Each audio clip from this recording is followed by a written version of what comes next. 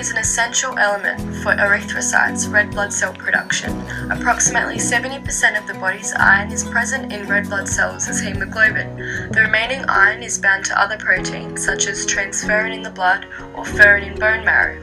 Each red blood cell contains about 280 million hemoglobin molecules. Hemoglobin is a molecule composed of 4 myoglobin units, each containing one heme group and one protein chain.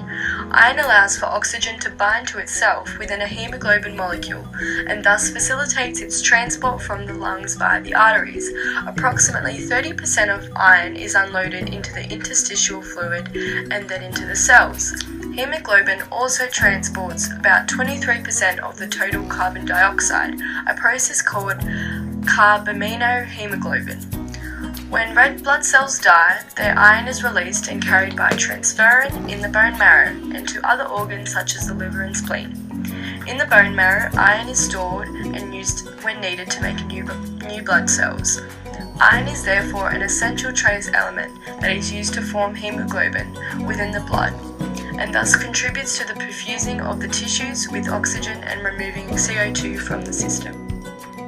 Now, anemia is a condition where the body has a decreased number of red blood cells. This is a common manifestation of chronic kidney disease, as chronic kidney disease causes impaired kidney function.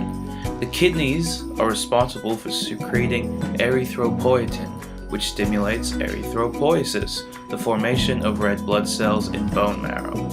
Impaired kidney function means a reduction in erythropoietin secretion, thus reducing the number of red blood cells formed.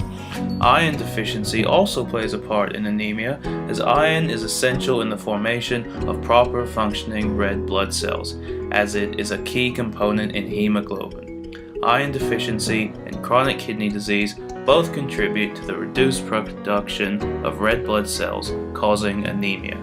Iron deficiency can be commonly caused by excessive menstrual bleeding. As mentioned, iron is needed for production of red blood cells to carry oxygen. Therefore, this important component were to run out or decline, physiological functions may be affected as well. A decreased amount of iron available for hemoglobin means the body's oxygen carrying capacity decreases. This can lead to tissue hypoxia, where clinical manifestations observed are conditions such as ischemia, witness fatigue, skin pallor due to reduced hemoglobin concentration. Also, an increase in respiratory rate, dyspnea, as well as dizziness, fainting, where the central nervous system is affected as organ function deteriorates due to lack of oxygen. To tackle this effect, the body compensates by increasing the heart rate to deliver more oxygen-carrying hemoglobins to vital organs, hence we experience tachycardia. Stroke volume is also increased, allowing more blood to be pumped around the body, which can lead to hyperdynamic circulation and cardiac murmurs or high-output cardiac failure. Capillaries also dilate to increase blood flow.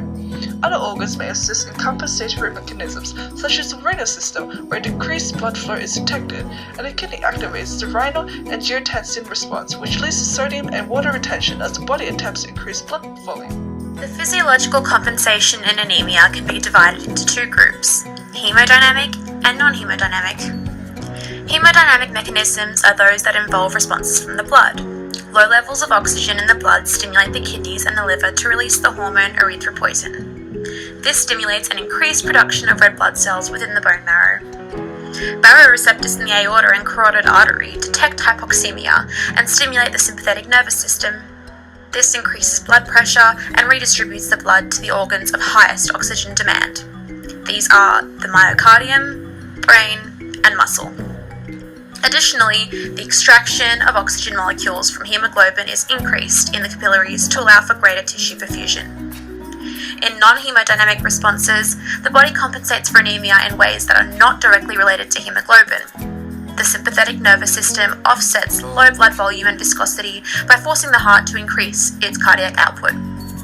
The increase in preload enhances stroke volume, causing the left ventricle to contract harder and more forcefully.